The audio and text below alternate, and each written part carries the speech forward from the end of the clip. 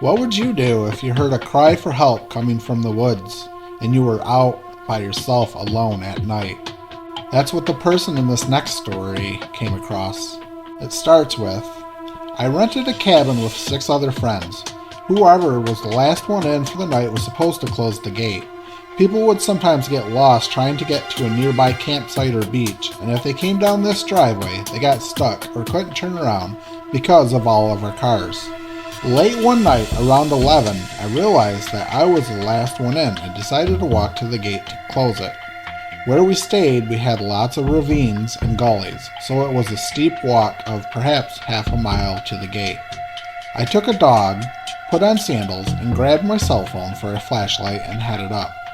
I was about halfway up, dog crashing around in the woods to my left, when I heard something. She had a light on her collar, and I can tell it wasn't her making the noise. But I called her over anyways, and had her sit at my side to listen again. And then I heard it again. Faint. Muffled? Slightly metallic? Frail? I can't really describe it. Hard to tell if it was a male or a female voice, though it sounded young. But I heard, "Help me," pretty clearly. There were other cabins around, but they were pretty far apart. Far enough apart that it could explain the faintness and distortion. So I called out, "Where are you?" There was no response to my call. Throughout the night, there was never a response. Half convinced I hallucinated it, I continued up the hill when I heard it again. Different words, but the same voice. "Can somebody help? I need help." I called out again and got no response. Now I was scared.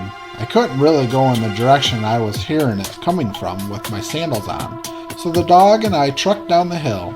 I changed shoes and rallied a couple of others to go up the hill with me. I think we had 3 cars in total. It was around 11:30 when we got back to the spot I heard it first. One car went to the top of the hill. We heard it and texted the guy at the top who also had heard it. We again called out, but got no response. One of the cars went to the house that was in the direction the voice seemed to come from. They came out on their porch and eventually heard it. We called the cops. I think we heard it 2 more times before the deputies arrived around midnight.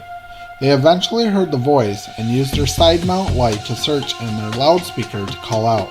After about 15 minutes, we heard the voice again, but also, again, not in direct response to our calls. Responding officers decided to call a search and rescue, or SAR, team. They arrived between 12:45 and 1 a.m.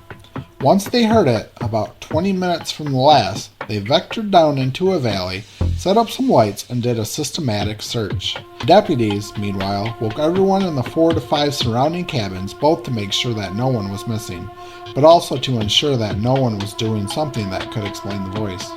We only heard it one more time before 2 a.m. At that point, it had been about 25 minutes between calls.